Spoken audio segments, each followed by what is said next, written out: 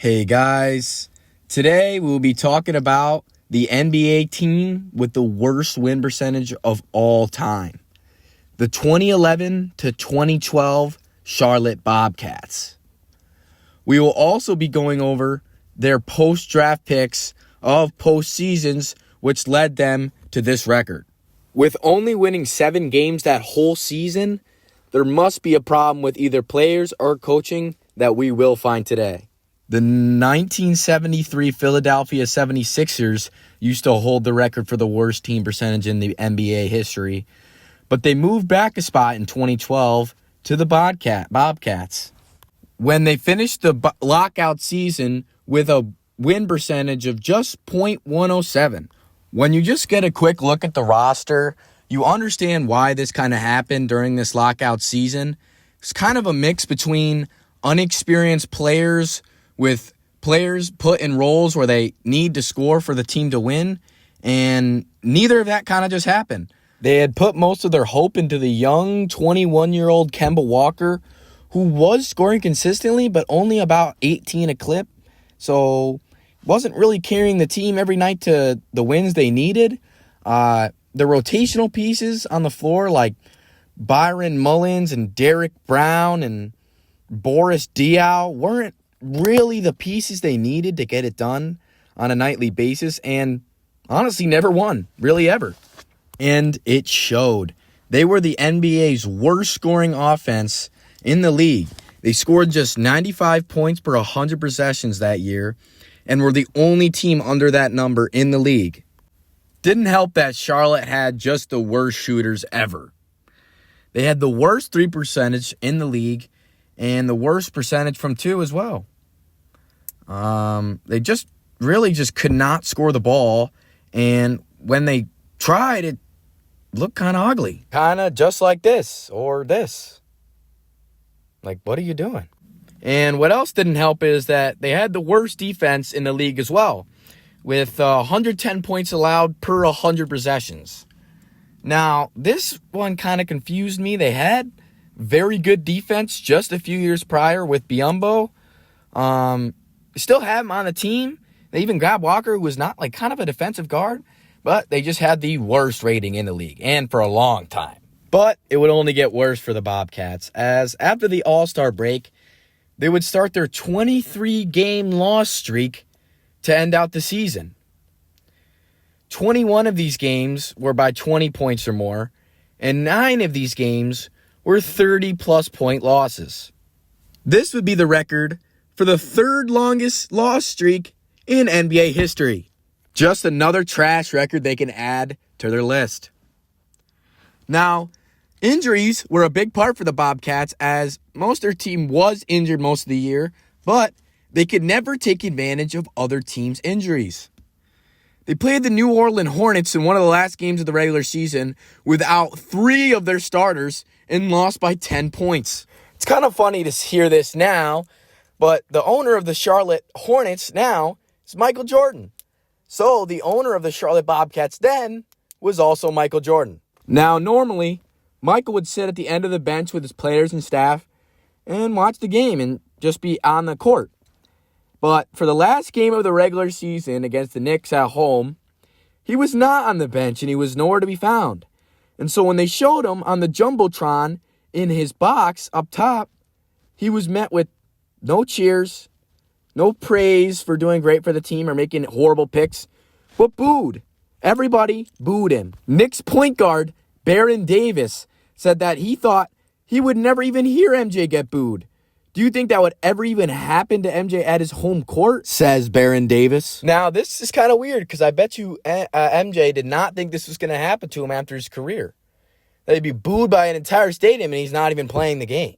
Now, he was only booed because he was still the GOAT, but just not the GOAT executive, especially for the Hornets. Jordan would go on to say that obviously he is a competitor, but he would never want to be in the record books for failure. Well, no crap, Jordan. I don't think anyone wants to be in the record books for failure. But it would be his decisions and his executive drafting which would get him to this booed place. Picking up Adam Morrison for the first pick was a dumb idea. He's injury plagued and never really played. But elsewhere, the Bobcats were honestly just becoming a meme. was nothing more than just kind of a laughingstock, something you see on the internet. But players didn't really like how they're treated. Point guard August Morristein would go on to say that many people are just laughing at us and making the streak as a joke, but we take it very seriously. We're just trying to stay positive and play hard until the very end, which I think is pretty commendable. I think it's a pretty good attitude. The coach, Paul Silas, also had something to say about it. When he was asked, he said, "Yeah, the season was a long haul for us, but being the worst team in the history of the game is not something you can really cherish." Now, this part is really not too surprising. Obviously, being the worst of all time is not something you really want to look forward to. But in 2012, there's only 3 players left in the squad: Kemba Walker, Biyombo, and DJ Augustine. Here's what the other players are up to in the NBA right now. The 6'7" small forward Derek Brown was pretty productive on the team and is now playing in Turkey. Gerald Henderson, last played in 2016 on the Pistons, is now a free agent. Boris Diaw moved back to France, his hometown, to be a pro. Corey Maggette retired in 2014 on the Pistons. Jamario Moon retired in 2014. Corey Higgins went back home to play in Russia. Byron Mullins now plays European Pro League. Reggie Williams played for the Pelicans the next season. Matt Carroll retires the next year in 2012. DJ White starts to play in Turkey. Tyrese Thomas retires in 2015 after playing with Memphis. And Disagana Jope, last name Jope, retires in 2013. And there you have it. There's the team with the worst winning percentage of all time. Pretty bad team altogether. Ton of flaws in management and coaching and obviously play that led them to this point. But now let's look at some other points. Now, how in the world is the best defensive team just 2 years ago turn into the worst team of all time in NBA history?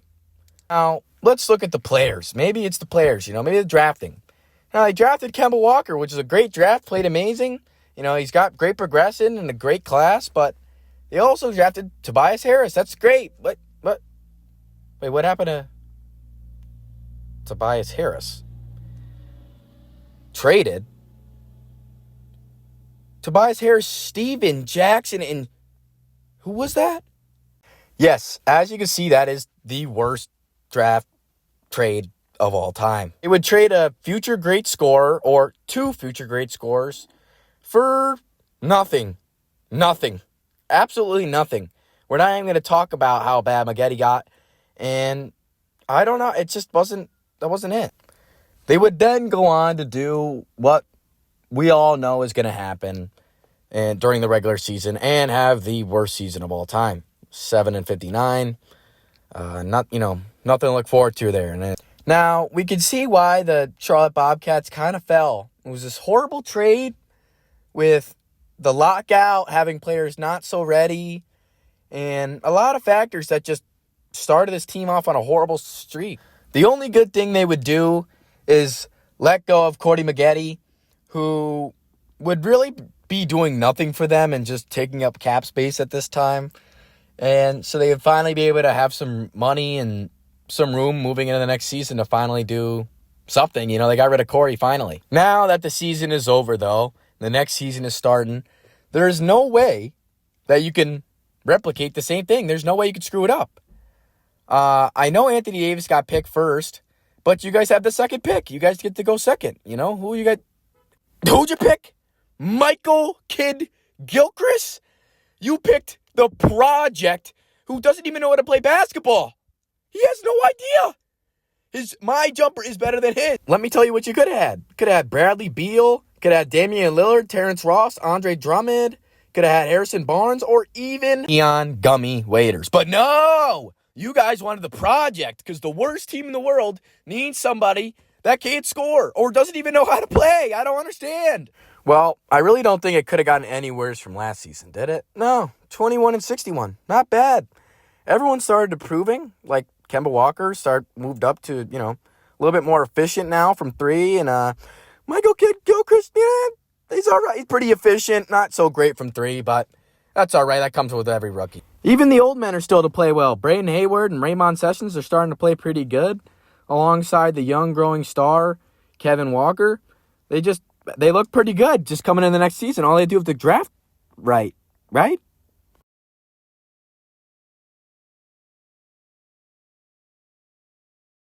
Okay, Bobcats. Coming in the 2013-2014 season, we have the 4th pick. I know the draft class isn't looking super stacked like the last few years, but we have no problem picking some pretty bad guys. Let's pick someone good this time. Let's pick like Cardwell Pope, maybe, a good role player, help everybody out. Maybe like CJ McCollum. He's going to need a few years to adapt, but he's going to be better than anyone we've picked, right? Or maybe that European guy, like, I think his name's Steven Adams. Yeah, he's going to grow into a pretty big and pretty good center, I think, with a pretty big IQ. It's also this freak, Giannis. It could be an MVP some year. I don't know, though. I don't think so. Maybe not. I don't know. We'll see. With the 4th pick in the 2013 NBA Draft, the Charlotte Bobcats select Cody Zeller from Indiana University. Well, with that horrible pick, it looks like they're going to have to rebuild here with Al Jefferson getting re-signed and some new coaching changes even with this guy named Steve Clifford stepping up to the plate and trying to change this horrible franchise around a little bit. Let's see what happens. Nope, didn't do that. So, well, Steve Clifford definitely did his thing. He changed the dynamic with about 22 wins, changing it to a positive season. This is mainly because of Al Jefferson's crazy all-star performance that he pulled out of his 14th year in the league. Go, Al Jefferson. And they also allowed the 4th least opponent's points allowed in the season, which is a huge turnaround and bringing back some of their old spirit that they used to have. Now, getting swept by the runner-up champions isn't something to really cry about at this stage for the Bobcats. They have a lot more things to worry about, especially like rebranding into the Charlotte Hornets the next season and to make more and more bad picks just to let everyone else go, like Kemba Walker.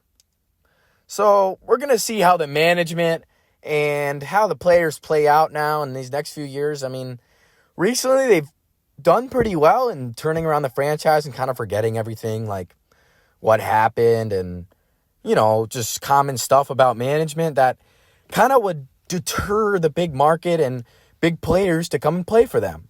Now, what I also think about is, what if they just drafted better? What if the executive office or management was just better at spotting the talent and could honestly just draft a better pick at any of those 3 years we just covered? And I bet you they would have had 20 more wins on top of whatever they had. Every pick they picked was kind of just somebody they didn't even need either. It was kind of just like brainless picking, like they were tanking before the season even started just to lose. I'm not even sure. Now, after they've rebranded, they can run away from the Charlotte Bobcats' 10 years of horror and failure and just keep picking up some new, fresh guys that will hopefully take their franchise in the right direction moving forward and grant them with a playoff berth, maybe? I don't really think those guys will. I don't really think their squad right now is what they need. I think they kind of just need to lock in on either tanking or getting a star pick or a star trade or something like that to kind of just move the franchise into the big market so they can get more big players at the end of the day. I really do hope they can make this change and draft some good picks for the future. I do like Charlotte. I like their team. I kind of just want to, I would like to see them win, honestly. I haven't seen really them in the playoffs or winning in kind of forever. It's kind of just been a long journey for them.